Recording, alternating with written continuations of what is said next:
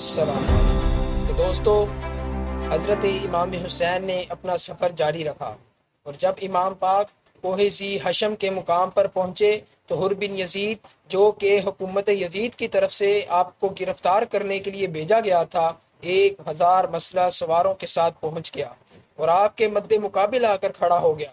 ظہر اور عصر کی نمازیں حر اور اس کے لشکر نے حضرت امام حسین کی امامت میں ہی ادا کی۔ عصر کی نماز کے بعد آپ نے انہیں خطاب فرمایا اور انہیں اطاعت پر ابھارا، اور ظلم کرنے والے دوسرے خلافت کا دعویٰ کرنے والوں کی بیعت کو توڑ دینے کی ترغیب دی۔ آپ نے خطوط اہل کوفہ اور قاصدوں کا ذکر کرتے ہوئے فرمایا کہ اگر آج تمہاری رائے اس سے مختلف ہے جو تمہارے خطوط اور قاصدوں نے مجھ پر ظاہر کی تھی، تو پھر میں واپس چلا جاتا ہوں۔ اور نے کہا، ہم نہیں جانتے یہ خطوط کیسے ہیں اور کس نے انہیں لکھا ہے۔ حضرت امام حسین نے خطوط سے بھرے ہوئے 2 تھیلے منگوائے اور انہیں حر کے سامنے کھول دیے اور ان میں سے چند خطوط پڑھے۔ اس پر حر نے کہا کہ ہم ان لوگوں میں سے نہیں ہیں جنہوں نے آپ کو یہ خطوط لکھے ہیں۔ ہمیں تو یہ حکم ملا ہے کہ جب ہم آپ کو ملیں تو آپ سے اس وقت تک جدا نہ ہوں جب تک آپ کو ابن زیاد کے پاس نہ لے جائیں۔ آپ نے فرمایا، موت اس سے زیادہ قریب ہے۔ آپ کا مطلب تھا کہ مجھے زندہ گرفتار کر کے ابن زیاد کے پاس لے جانا ناممکن ہے۔ اس کے بعد حضرت امام حسین نے اپنے ساتھیوں سے فرمایا، سوار ہو جاؤ۔ جب مرد و عورتیں سب سوار ہو گئے اور آپ نے واپس لوٹنے کا ارادہ فرمایا تو حر کے لشکر نے آپ کا راستہ روک لیا۔ اس پر حضرت امام حسین نے حر سے فرمایا، تیری ماں تجھے روئے، تو کیا چاہتا ہے؟ حر نے جواباً کہا، خدا کی قسم، اگر آپ کے علاوہ کوئی اور عرب یہی بات کہتا جو آپ نے کہی ہے اور وہ اس حالت میں ہوتا جس میں آپ اس وقت ہیں، تو میں ضرور اس سے بدلہ لیتا اور اس کی ماں کو نہ بخشتا، لیکن میں ہر حال میں آپ کی ماں کا نام عزت اور احترام کے ساتھ لوں گا۔ اس کے بعد فریقین میں کچھ بحث و مباحثہ ہوتا رہا۔ بالآخر حر نے کہا، مجھے آپ کے ساتھ لڑنے کا حکم نہیں ہے، مجھے تو صرف یہ حکم ملا ہے کہ آپ کے ساتھ لگا رہوں حتیٰ کہ آپ کو ابن زیاد کے پاس کوفہ لے جاؤں۔